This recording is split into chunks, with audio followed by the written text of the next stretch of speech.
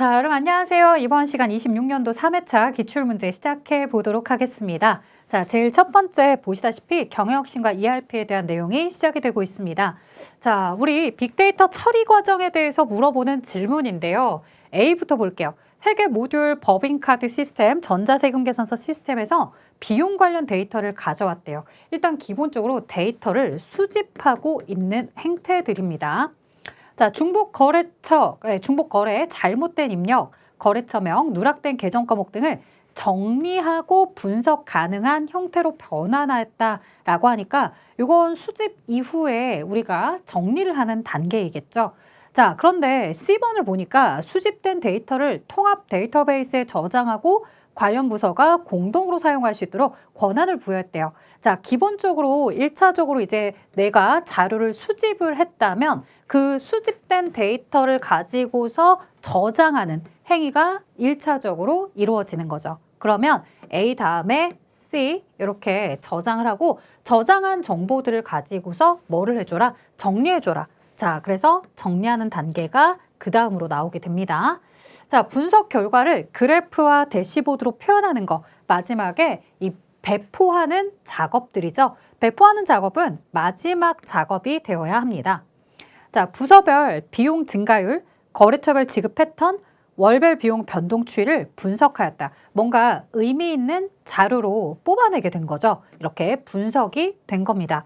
자, 제일 첫 번째 자료를 수집하고 수집된 자료를 저장했고 그것을 정리를 하고 났더니 의미 있는 자료가 나오더라는 거죠. 그 의미 있는 자료들을 가지고서 마지막에 그래프와 대시보드로 표현해 주는 것까지 이 순서를 찾아보시면 되겠습니다. 그래서 4번을 정답으로 이렇게 체크해 보았고요. 자, 그 다음 보도록 하겠습니다. 적절하게 짝지어진 것. A사는 생산 설비에 센서를 부착하여 설비의 온도, 진동, 가동 상태를 실시간으로 수집하고요. 이상 징후가 감지되면 자동으로 설비를 정지시키거나 정비 알림을 발생시키는 시스템을 운영하고 있다고 합니다. 자, B사는 매출, 원가, 재고, 고객 구매 이력 데이터를 분석해서 제품별 수익성을 파악하고 있고요.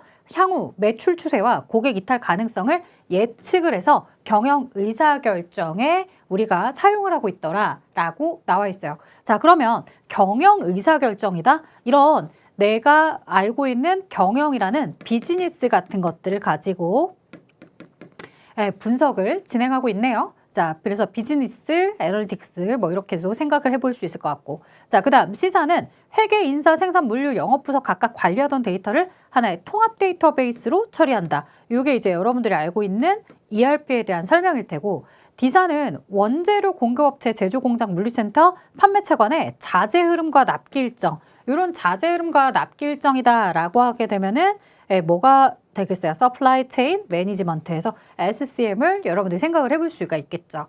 자, 그럼 이제 첫 번째 센서를 부착해서 센서에 대해서 진행을 하게 된다라고 하는 부분에 대해서는 우리가 사이버 물리와 관련된 내용이겠죠. 자, 그래서 제일 첫 번째가 사이버 물리와 관련된 시스템, 그 다음에 비즈니스 애널리틱스, 그 다음에 ERP, 그리고 공급망 관리에 대한 SCM까지 이렇게 순서로 적절하게 짝을 지었습니다. 자, 다음은요, ERP의 기능적 특징이다 라고 이야기를 하고 있습니다. 자, 적절하지 않은 것 찾기네요. 생산은 부서별로 회계, 인사, 생산, 물류 데이터를 각각 관리하고 있어 동일한 거래 정보를 여러 부서에서 반복 입력하는 문제가 발생하고 있었대요. 이렇게 반복 입력하는 작업을 하지 않도록 개선한 거죠. 자, 그래서 통합 관리를 진행하고 있더라라고도 이야기하는데, 이에 따라 주식회사 생산은 ERP 시스템을 도입해서 각 부서의 데이터를 통합 데이터베이스에서 관리하고 전표 입력, 재고 변동, 매출 처리 등의 정보가 실시간으로 반영되도록 하였다라고 되어 있습니다. 또한 조직 개편이나 업무 프로세스 변경, 시스템 설정 값을 조정하여 변경 사항을 업무에 반영할 수 있도록 하였다라고 해서 이렇게 이 조직 개편이나 업무 프로세스에 대한 이 설정값 조정이나 이런 것들에 대해서 반영이 가능하구나. 자, 조직 변경, 프로세스 변경에 대응할 수 있다. 부서별로 그 다음에 중복적, 반복적으로 처리하던 업무를 줄일 수 있다. 앞서 얘기했지만 반복 입력하거나 중복 입력하던 거 줄일 수 있다라고 했었고요.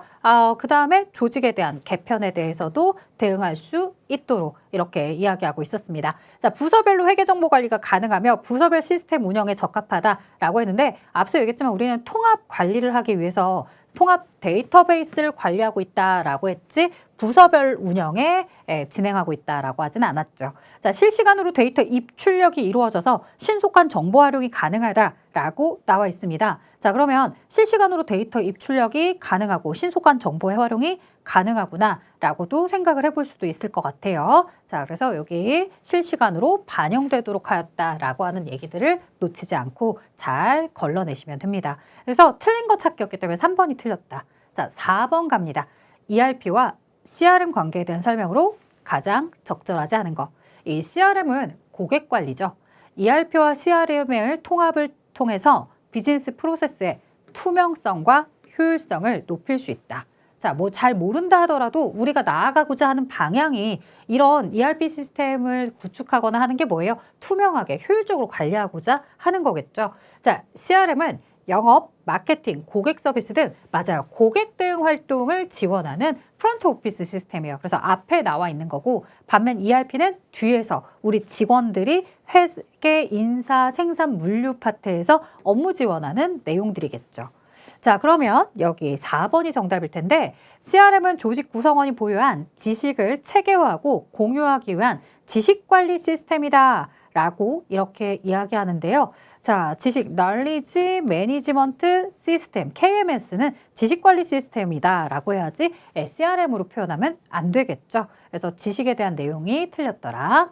자, 그 다음에 5번 설명으로 적절하지 않은 것은 자, 회계 단일한 정산 범위를 말한다 라고 이야기하고 있고 회계 연도는 기간적 범위를 말한다. 회계란 이해관계자에게 유용한 정보 제공의 목적이 있다 라고 이야기하고 있죠. 그래서 회계 정의나 이런 것들 얘기했던 것 같아요. 이해관계자 얘기할 때 내부 정보 이용자, 외부 정보 이용자 이렇게 얘기했었죠. 외부 정보 이용자에게 외부 보고 목적으로 진행을 하는 것은 재무회계, 내부 정보 이용자에게 회사 내부의 관리를 위해서 보고하는 것은 관리회계 이렇게 이야기를 해야 되니까 4번이 적절하지 않은 거였죠. 그래서 혹시라도 이런 정산의 범위다라고 해서 정산 시스템 범위를 회계단이라고 하는 걸 잘 몰랐다 하더라도 명확하게 4번에서 정답을 찾을 수 있었죠. 자, 6번 갑니다. 어떤 계정 과목의 설명인가? 주식 발행 비용을 차감한 금액을 기록한대요. 자, 우리가 주식 발행 비용을 차감한 금액이다라고 했을 때 주식을 발행할 때 대변에 자본금을 기록하겠죠. 예를 들어 자본금을 액면가액으로 기록을 하고 차변에 돈을 이렇게 받을 수 있을 거예요. 자, 서로 액면과 동일한 금액으로 발행을 한다면 문제가 발생하지 않겠지만 여기에 두 번째 항목이요. 자본 잉여금에 속하며 재무상태표 자본 항목에 표시되는 계정이래요. 자본 잉여금에 속한다라는 얘기를 듣자마자 감자차익이나 주식 발행 초과금이나 자기 주식 처분이익은 후보가 될 수 있지만 주식 할인 발행 차금은 빠지겠죠. 자, 그러면 주식을 발행할 때다라고 했기 때문에 사실상 정답은 2번에 주식 발행 초과금으로 나왔을 텐데요. 얘기를 좀 더 해볼게요. 액면가액보다 높은 가격으로 발행할 때 생긴대요. 그러면 요 현금의 금액이 120 정도라고 제가 예를 들어 볼게요. 자, 그러면 대변에 남은 차이에 대해서 주식 발행 초과금이다 라고 이렇게 표기를 할 수 있겠죠. 자, 주식 발행 비용이 있었다라고 해서 만약 주식 발행 비용이 5만 원이 있었다라고 한다면 발행가액에서 빠지는 것도 맞겠지만요. 주식 발행 초과금에서도 빠지죠. 그러니 첫 번째, 주식 발행 비용을 차감한 금액을 기록합니다 라고 하는 설명도 맞습니다. 자, 그 다음 주식을 발행했을 때 주식의 발행가액이 액면가액을 초과할 때 그 초과액을 우리는 주식 발행 초과금으로 이렇게 부르는 내용입니다. 자, 7번 갈게요. 생산은 직원의 급여 80만 원 중 소득세 5만 원, 건강보험을 5천 원 원천징수하고요. 나머지만 보통예금에서 지급하였다 라고 이렇게 이야기하네요. 자, 그러면 기본적으로 차변에 급여가 80이 이렇게 기록이 될 거고요. 나머지 차감하는 것들을 제외시키고 나머지 차액만 지급하겠죠. 자, 소득세에 대해서는요. 상대가 내야 될 걸 회사가 예비로 잠깐 가지고 있는 예수금이라는 계정을 쓰겠고요. 건강보험에 대한 예수금 이렇게 해서 5,000원이 기록이 되죠. 사실 여기는 별도로 따로따로 기록을 하고 있지만 예수금 계정을 통합해서 쓰는 회사들은 그냥 급여가 80입니다. 그 상대방에게 원천징수로서 예수금 55,000원을 뺀 나머지만 보통예금에서 지급이 됩니다. 그래서 실제 지급되는 금액은 745,000원입니다. 이렇게 표현을 해줄 수도 있을 거예요. 자, 어찌되었든 정답은 A에 대한 1번이 정답이었죠. 나머지는 모두 다 틀린 설명. 8번 갑니다. 자, 8월 20일 태풍으로 인해서 차량 운반구가 침수되어 보험금을 청구했습니다. 이 거래와 관련해서 분계 시 차변 계정으로 적합한 걸 물어봤는데요. 사실 이 내용은 좀 예전에 나온 개념입니다. 지금은 회계가 많이 업데이트돼서 사실 이런 내용들이 많이 나오진 않지만 자, 어찌되었든 그래도 한번 해보도록 할게요. 회사가 가지고 있던 자동차 차량이 3천만 원짜리가 침수가 되었어요. 그런데 실제로 뭐가 아직 이루어지지 않은 상태냐면 보험에 대해서 청구를 했지 완벽하게 소실된 상태는 아니죠. 자, 그렇다면 여러분들 이게 바뀐 회계 개념으로는요. 원래는 유형자산에 대한 손상차손을 모두 다 인식을 한 다음에 나중에 보험금이 들어오게 되면 보험금 수익 이렇게 이제 표기하도록 되어 있는데 아직도 이 생산성 본부 측에서 나오는 ERP 시험은 옛날 방식 그대로 아직 결정이 되지 않았으니 미결산으로 이렇게 처리를 해주세요 라고 표현을 한 다음에 나중에 보험금이 결정이 되면 그 결정이 되었을 때 뭐 미수금이나 아니면 보통예금 통장으로 들어오게 되면 보통예금이나 이렇게 하시면서 보험금 수익으로 이렇게 처리를 하는 내용으로 가고 있습니다. 그래서 원래대로라고 한다면 여기에 이제 손상차손이나 이런 계정들이 와야 되지만 보기 안에 그런 계정이 없어요. 그러면 보험금에 대해서는 이렇게 정해지지 않았을 때 미결산이라는 표현을 써서 임의로 이렇게 표기를 하고 나중에 보험금이 확실하게 결정이 되면 그때 보험금 수익이다, 뭐 보험 차익이다 이렇게 표현을 하겠구나라고 이제 생각을 해주시면 되겠습니다. 자, 실제로 옛날 방식을 조금만 더 이야기해 보자면 옛날에 이제 미결산으로 이렇게 처리를 했던 게 나중에 보험금이 보통예금으로 들어오잖아요. 그래서 미결산 뭐 3천만 원 중에 보통예금으로 뭐 예를 들어서 3,500이 들어왔더라. 그럼 500만 원은 내가 보험금으로부터 얻어지는 차익이다 라고 해서 옛날엔 저런 보험 차익이라는 계정으로 회계 처리를 하고 있었던 거죠. 자, 어찌되었든 이런 내용들이 이제 있었습니다. 근데 실제로 이런 내용까지 디테일하게 가져갈 필요는 없고요. 그냥 간단하게 이 내가 가지고 있던 차량에 대해서 보험금을 청구한 상태는 이렇게 미결산이라는 회계 처리 방식을 활용할 수 있구나라고 생각하시면서 넘어갔으면 좋겠습니다. 자, 다음 보도록 할게요. 12월 31일 결산 과정에서 회계 담당자 실수로 장부에 올바르게 반영되지 않았음을 발견했습니다. 결산 정리 사항을 모두 올바르게 수정했을 때 기말 자본에 미치는 순영향 증감액은 얼마입니까? 라고 물어봤어요. 자, 올바르게 수정을 했을 때라고 했는데 현재 지금 선급 비용이 누락이 되어 있거든요. 자, 이거 여러분들 해석하실 때 분명히 이렇게 해석하는 친구들도 있을 거예요. 차변에 비용을 기록해 놨는데 이 중에 내년도에 해당하는 비용이 있구나. 그럼 비용 계정을 줄이면서 선급 비용이라고 이렇게 처리를 했어야 되는데 비용이 이렇게 감소되지 않은 상태로 있겠구나. 비용이 감소되지 않은 상태로 있다는 건 지금 현재 비용이 과다하게 잡혀있는 상태겠구나. 비용이 과다하게 잡혀있는 부분에 대해서 비용을 줄이게 되면 뭐 플러스 6만 원이 이렇게 표기가 되겠구나. 아마도 이렇게 생각하는 친구들도 있을 거예요. 자, 그리고 미지급 비용의 누락이다 라고 하게 되면 이거는 내가 차변의 비용을 만들면서 대변했다가 미지급 비용 이렇게 썼어야 되는데 이걸 누락을 했다라는 건 비용을 써야 되는 걸 비용을 쓰지 않았구나. 그럼 이걸 반영해 준다면 마이너스 25,000원에 이 순이익을 줄이는 비용을 우리가 인식을 하게 되면 그만큼 이익은 줄어들겠구나.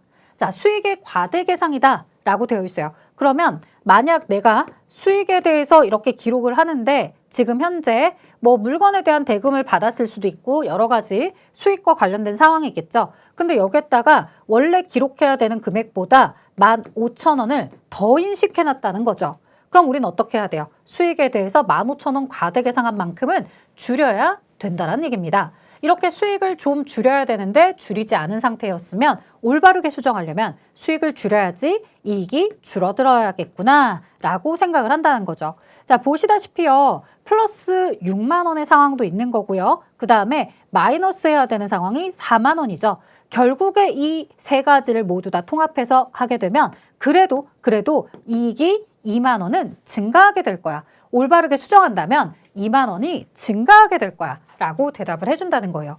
자, 이게 여러분들이 아마도 생각을 했던 내용이겠고요. 자, 그 다음에 저희가 하나만 더 이야기 좀 해보도록 할게요. 자, 무슨 소리냐? 지금 보시면 우리가 자, 여기서 보면 선급 비용이다 라고 하면 이렇게 한번 접근해 줘보세요. 자산이에요, 자산. 자산을 누락했대요. 그럼 자산을 플러스 시켜야 되겠죠. 자, 그 다음 부채를 누락했대요. 부채를 누락했다라고 하는 것은 부채를 인식하게 되면 마이너스. 자, 수익이 과대 계상했다. 그럼 수익을 줄여야 되더라. 이렇게. 네, 저는 이렇게 생각을 합니다. 그래서 뭐 비용 계정이 지금 줄어들어야 되는데 이렇게 생각하지 않고 그냥 자산이 빠졌어? 자산은 플러스. 부채가 빠졌어? 부채는 마이너스. 이렇게 좀 생각하는 경향이 있어요. 자, 그 다음 볼게요. 26년 기중 소모품 3만 원을 현금으로 구매를 했습니다. 비용으로 처리했고요.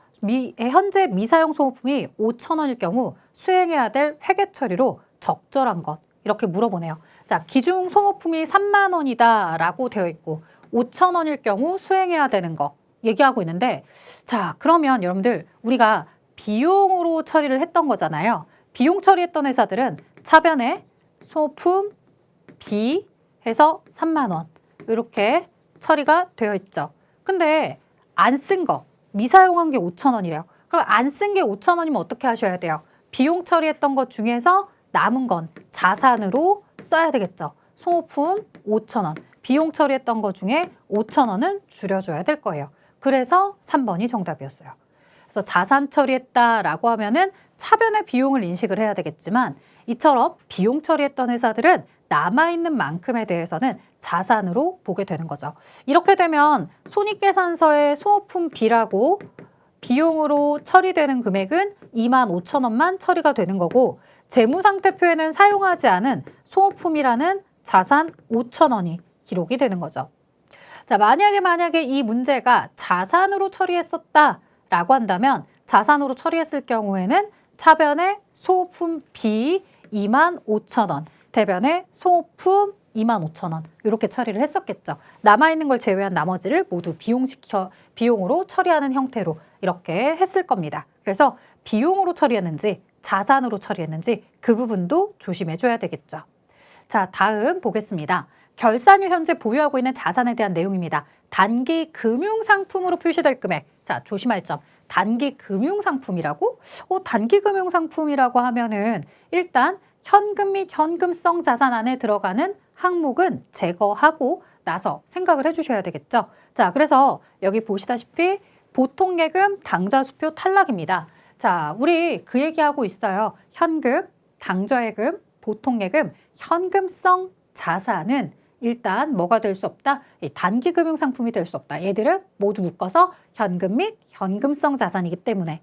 자, 그러면 나머지 요소들을 볼 텐데요. 이 현금 및 현금성 자산의 마지막 현금성 자산을 얘기할 때 뭐라고 하냐면 취득일로부터 만기가 3개월 이내의 금융상품은 현금성 자산으로 해라 라고 이야기합니다. 그러면 내용을 보았을 때 150일 그리고 5개월이 등장을 합니다.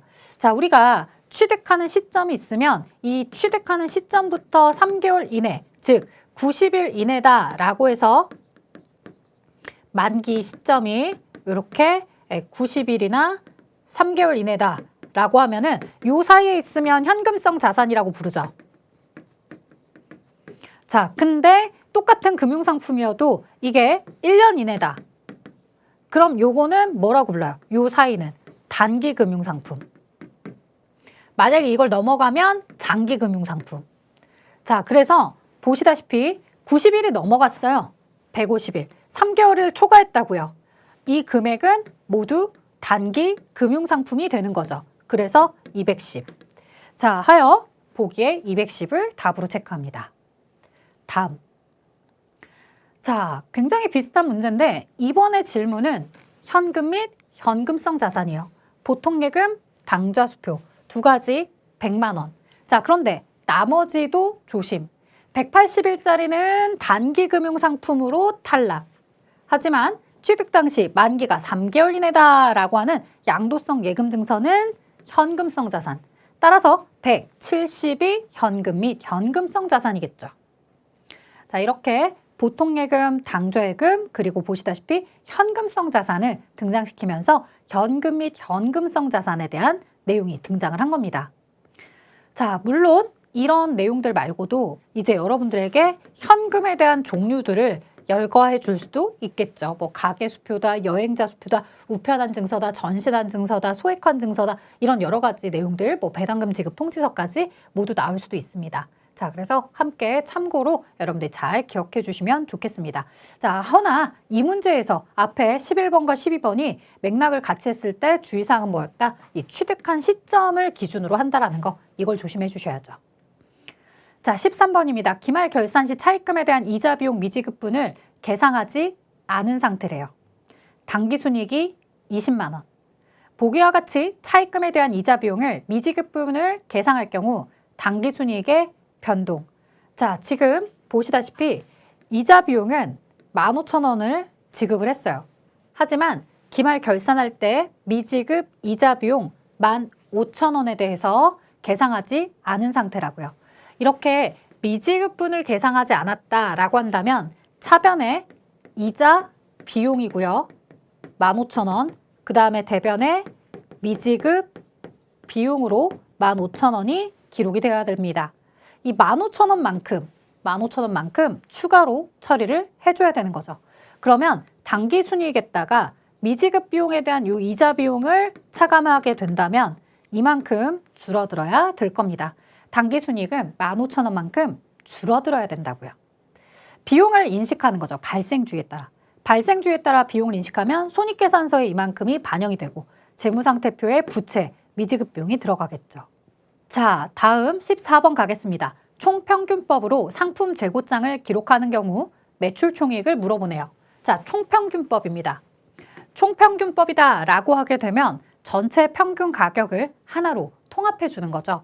그러면 2월 된 금액 2만 원, 매입한 거 9만 원, 그 다음 매입한 거 7만 원 모두 다 더합니다. 자, 모두 다 더하면 18만 원이고요. 이들에 대해서 수량을 계산해 보도록 할게요. 100개, 300개, 200개, 전체 600개가 되겠네요. 자, 그러면 평균 단가가 나옵니다. 300원이 되겠죠. 자, 이걸 가지고서 매출 총이익을 계산하세요 라고 했다는 거죠. 그 얘기는요. 이 7월 20일 날 매출을 했을 때 매출액은 20 마이너스 매출 원가를 차감해야 문제에서 제시하는 매출 총이익이 나오게 될 텐데요.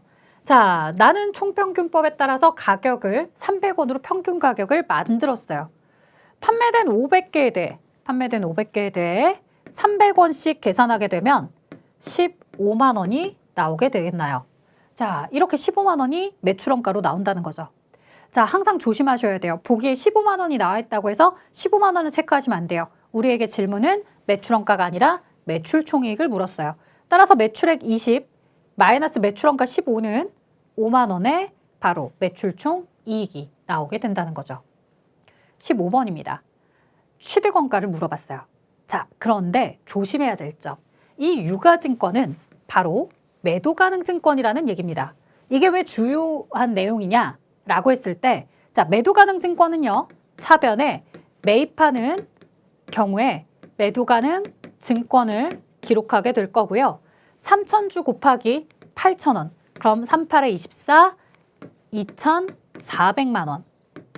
자, 여기에다가 수수료 80과 증권거래세 45만 원, 즉 25만 원을 모두 더해줍니다. 취득하는 부대 비용으로서 모두 더해주는 거죠. 이렇게 되면 2,525만 원이 나옵니다. 이게 바로 매도 가능 증권일 때의 취득원가죠. 만약에 얘가 매도 가능 증권으로 나오지 않고 단기 매매 증권이다 라고 나왔다면 이렇게 표현을 했을 겁니다. 차변에 단기 매매 증권은 취득할 때의 가격인 2,400에 매입할 때 수수료 125만 원은 별도로 지급 수수료라고 하는 영업 외 비용을 썼을 겁니다. 그래서 매도 가능 증권인지 단기 매매 증권인지 구분해 주는 게 정말 중요합니다. 이 문제는 다음 회차에 혹시라도 단기 매매 증권으로 또 등장할 수도 있을 거예요. 그렇다면 그때는 2,400이지 라고 여러분들이 명확하게 체크해 줄 수도 있어야 됩니다. 자, 다만 매도 가능 증권, 만약에 만기 보유 증권 이렇게 나온다 하더라도 모두 다 얘들은 취득할 때 부대 비용을 다 취득원가에 포함하는 항목입니다. 자, 다음 보겠습니다. 건물 5천만 원. 그리고 정액법으로 감가상각을 하고 있다. 건물의 장부 금액을 물어봤는데요. 자, 21년도에 1월 1일에 취득을 했어요. 그럼 21년도, 22년, 23년, 24년, 25년 이렇게 5번의 감가상각을 진행하고서의 가격을 물어봅니다. 자, 취득원가는 5천만 원, 정액법 공식 마이너스 잔존가액 200. 자, 그대로 내용연수 20년으로 나누어 주게 되면 이게 바로 매년 감가상각해야 되는 금액. 자, 그런데 계산을 조금 더 저희는 쉽게 해볼게요. 20년 중에 나한테 감가상각한 걸 얼마만큼 물어봤느냐라고 했을 때 5번의 감가상각이 진행이 되었을 거다. 자, 그러면 5번의 감가상각을 계산해 보시는 거예요. 자, 5천만 원 마이너스 200 그리고 나서 곱하기 5 나누기 20 이렇게 하게 되면 1,200만 원의 감가상각이 되었을 거예요. 자, 그래서 1,200. 자, 정답은요. 취득원가 5천만 원에다가 마이너스 감가상각 누계액 1,200을 차감했을 때 3,800에 장부가액을 물어보는 내용이었기 때문에 정답은 3,800. 자, 하지만 여러분들이 조금 더 원리를 알고 싶다라고 한다면 4,800 나누기 20년 이렇게 하시면 1년에 240씩 감가상각이 진행이 되는구나. 이렇게 240을 5번 곱해서 240을 곱하기 5 해서 누계액이 그래서 1,200이야. 뭐 이렇게 생각하는 친구들도 있었을 것 같아요. 뭐 그건 크게 중요한 내용은 아닙니다. 자, 다음 17번 갈게요. 액면가액 5,000원인 보통주 100주를 주당 7,000원에 발행하면서 신주 발행비 10만 원을 현금 지급하였다. 주식회사 생산이 인식해야 할 주식 발행 초과금은 얼마인가? 이렇게 물어봅니다. 자, 앞서 주식의 발행에 대해서도 여러분들이 얘기해 봤는데 자본금, 액면가액으로 대변에 기록합니다. 자본금은 액면가 5,000원, 액면가 5,000원 곱하기 주식수 100주를 진행합니다. 자, 그러면 자본금은 50만 원입니다. 차변에 현금에 대해서 받았다고 가정해 보도록 할게요. 그러면 주당 7,000원에 발행했다라고 했으니 100주 곱하기 7,000원 이렇게 해서 70만 원의 발행가액을 기록하게 됩니다. 자, 그런데 여기에서 여러분들이 나는 그대로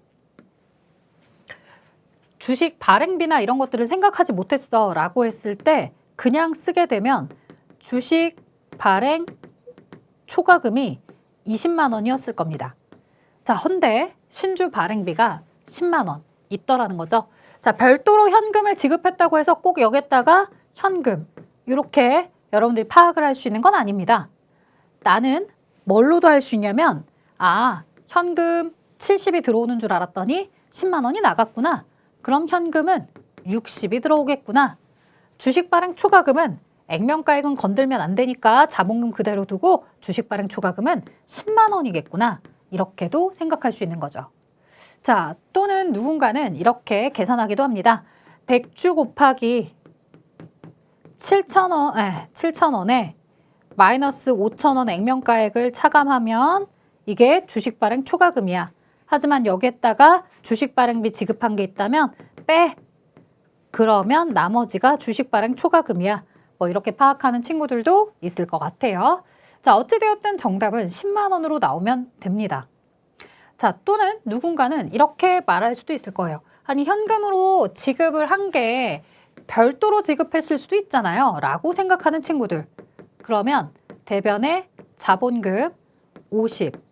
자, 그리고 뭐 차변에 보통예금 통장에 돈이 들어왔을 수도 있잖아요. 이렇게 이제 생각을 하는 친구들도 있을 거예요. 자, 그렇다 하더라도 결론은 똑같아진다는 걸 얘기해 볼게요. 대변에 현금으로 주식 발행비가 10만 원이 나가요. 그리고 나면 나머지 차액이 바로 액면을 초과했습니다. 라고 하면서 주식 발행 초과금으로 써야 된다는 얘기예요. 무슨 얘기인지 아시겠죠? 네, 여기 발행가액에서 빼시든 별도로 지급했다라고 하시든 우리에게 질문하고자 하는 주식 발행 초과금의 액수가 달라지지는 않는다고요. 자, 다음 봅니다. 회계 처리를 할 경우 감자 차익은 얼마입니까? 이렇게 물어봤어요. 자, 감자, 자본금의 감소입니다. 앞서 주식의 발행은 대변의 자본금이었다면 이렇게 감자는 차변의 자본금입니다. 자, 자본금은 액면가액 곱하기 주식수니까 이렇게 200주 곱하기 만원 해서 200만 원을 기록해 줍니다. 문제는 유상감자로서 대변에 지급되는 현금이 140이라는 얘기입니다.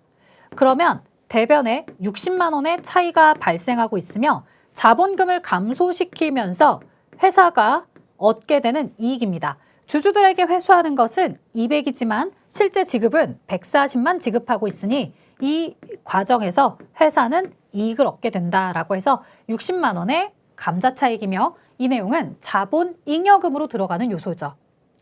자, 다음 자본잉여금 항목에 해당하지 않는 것은 보시다시피 감자 차익, 주식 발행 초과금, 자기주식 처분이익. 앞서 풀었던 문제에서 만났던 아이들이 모두 다 등장을 했습니다. 여러분들, 내가 지금 본 강의를 들을 시간이 없어요? 그렇다면 자본잉여금의 저 세 가지는 꼭 기억하고 가자고요. 시험에 이렇게 자주 빈출로서 나오기도 하고요. 앞서 주식 발행 초과금에 대한 회계 처리도 배우셨고 감자 차익에 대한 내용도 배우셨습니다. 본 강의를 듣지 않아도 기출문제 안에서 충분히 해결할 수 있는 문제들이 세외 문제가 이렇게 나오고 있더라는 거죠. 그래서 앞서 보셨던 우리 주식 발행 초과금을 찾는 내용이라고 하던가 아니면 주식의 발행비나 이런 것들을 검토했을 때 주식 발행 초과금이 실제로 얼마로 계산이 될 것인지 또한 감자 차익은 얼마로 계산이 될 것인지 이런 내용들이 다 담겨 있어요.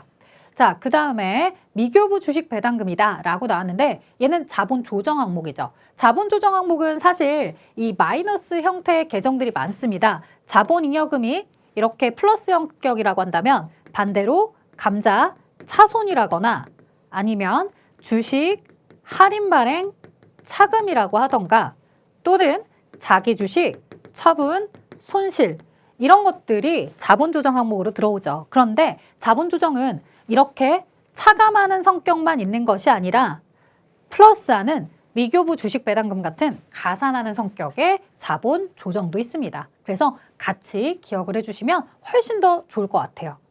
자, 20번 갑니다. 자본의 구성 요소에 적절한 항목을 고르시오. 자, 자본의 항목 중 자기 주식 처분 이익은 자, 문제 계속해서 중복되고 있죠. 여러분들이 이 내용만 잘 알고 갔어도 충분히 우리가 합격을 했을 겁니다. 자기 주식 처분이익은 자본잉여금, 자기 주식과 자기 주식 처분 손실은 자본 조정이라고요. 그래서 앞에서 보시면서 그냥 참고로 기억하라나 봐 라고 가볍게 넘기려고 했던 분들 꼭 기억해야 되는구나 라고 깨달으셨을 겁니다. 자, 실제로 이번 회차는요 좀 뭔가 골고루 나왔다기보다는 특정 내용에 집중이 된 게 많았습니다. 앞서 되게 유사한 구조를 가지고 있었지만 단기 금융상품을 구하세요라든가 현금의 현금성 자산을 계산해 보세요 라고 하는 질문이 나왔다거나 또는 여러분들 지금 보시는 것처럼 자본 항목과 관련해서요. 자본에 대한 자본잉여금 그리고 자본잉여금의 종류부터 시작해서 주식 발행 초과금이라든가 감자 차익이 어떻게 계산이 되는지 이런 것들, 그리고 그의 반대 계정인 지금 보고 계시는 것처럼 자본 조정들 함께 나왔던 거, 예, 벌써 이렇게만 하더라도요, 대략 5개, 6개 정도의 문제들이 겹쳐지고 있습니다. 그러면 경영혁신과 ERP에서 20점을 충분하게 획득을 하신 다음에 이쪽에서도 25점 정도만 잘 이 자본과 현금에 대한 내용만 알고 있었어도 과락을 충분히 넘길 수 있었던 거죠. 그래서 회계 공부 어렵다 생각하시겠지만 ERP 회계 그렇게 어렵지 않고요. 시험 문제 보시다시피 굉장히 중복되는 내용들도 많습니다. 그래서 내가 문제에 대한 답을 찾아갈 때, 특히나 자격증 시험은요, 모든 보기에 대한 내용을 완벽하게 마스터하고 있어야지 그거 아닙니다. 내가 혹 못 봤던 항목들이 있다 하더라도, 존재한다 하더라도 내가 알고 있는 내용들로 풀 수 있는 내용들 충분히 나온다는 거 아셨죠? 앞서 보셨다시피 우리 관리회계와 재무회계에 대한 특징들, 정보 이용자가 누가 내부 정보 이용자고 누가 외부 정보 이용자인지 이런 것들에 대해서 명확하게 알고 있었기 때문에 여러분들 문제 어렵지 않게 잘 풀 수 있을 겁니다. 그래서 혹시라도 모르는 문제가 나오거나 모르는 보기가 나왔다고 해서 당황하지 말 것. 충분히 내가 아는 내용으로서 풀 수 있는 문제들이 존재하고 있으니 그 부분에 집중할 것. 이 내용들을 잘 새기시면 좋은 결과 있을 거라 봅니다. 자, 저는 여기까지 진행하도록 하겠습니다. 수고하셨습니다.